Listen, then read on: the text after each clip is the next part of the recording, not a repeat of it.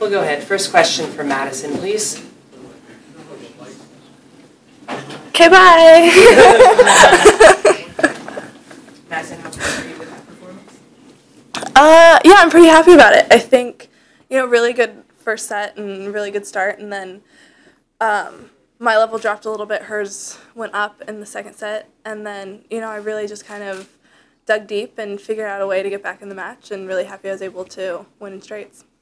The landmines kind of being on late on the first day of majors might see what's happening kind of around you, the draw, things like that. Is it easy to block that out, and how aware were you kind of how the other matches were playing out today? I think you're always aware of it, but you are so focused on your own match. You process the information, but you're not really thinking, super deep about it. Madison, how different do you feel coming into this Open compared to years past?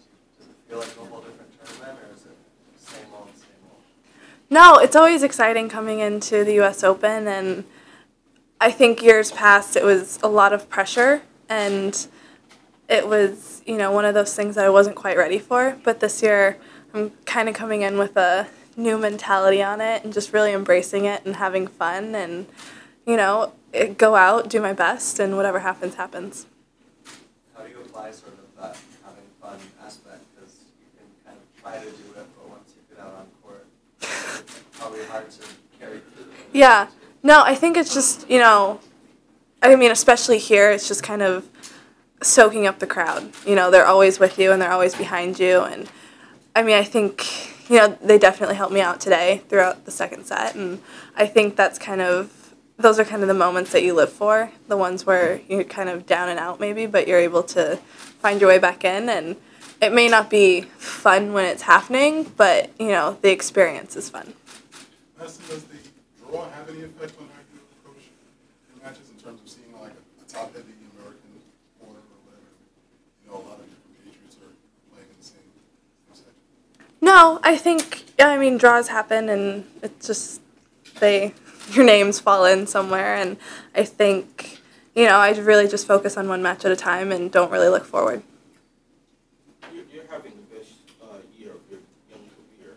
How does that change your expectations coming into the tournament, and how does it change your confidence coming in?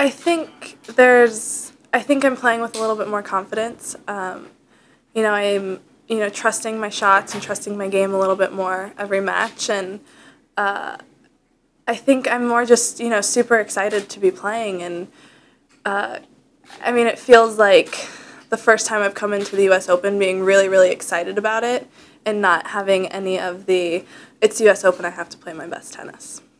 What's the most important thing you think you've learned from Madison? I think, what she always tells me is you have to enjoy the journey on the way up because, once you get to the top, she was always saying it was super stressful because the only place you can go is down. So, just enjoy the journey and enjoy the process and, be process-based and not result-based. Madison, how are your Saints going to do this? I don't know. It's really stressing me out. We got killed by the Texans the other night. That was not fun. And I'm a little nervous, but luckily the division that we're in is not that great. So I still have faith that even if we're not good, we'll still be the best of the bad. How much does that fandom of you, being a football fan in the NFL, how much does that let you connect with other players? And I think I've seen some Twitter pot shots taken, and you get to connect with the guys over that too. Yeah, it's funny.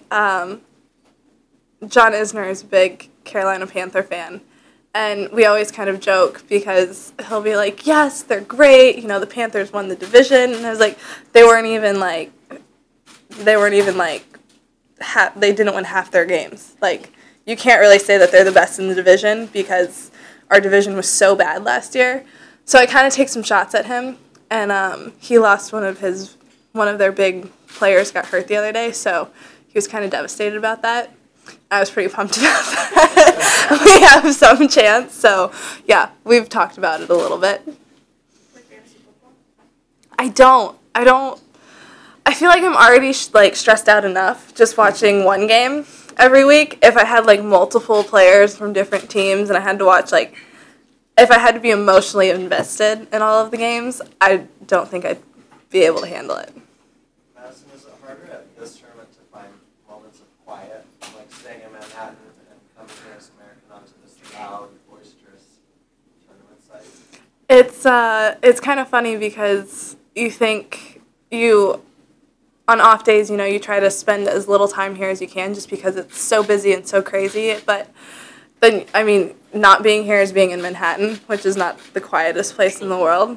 But no, I think there's been lots of times where it's just, maybe, 2 or 3 friends hanging out in one room watching a movie and just, chilling out like that there's been a couple nights of that, so it's been good. Is that a difference between the other slams in the sense of you'll try to spend more time on site here to stay away from Manhattan? Or it's a mix?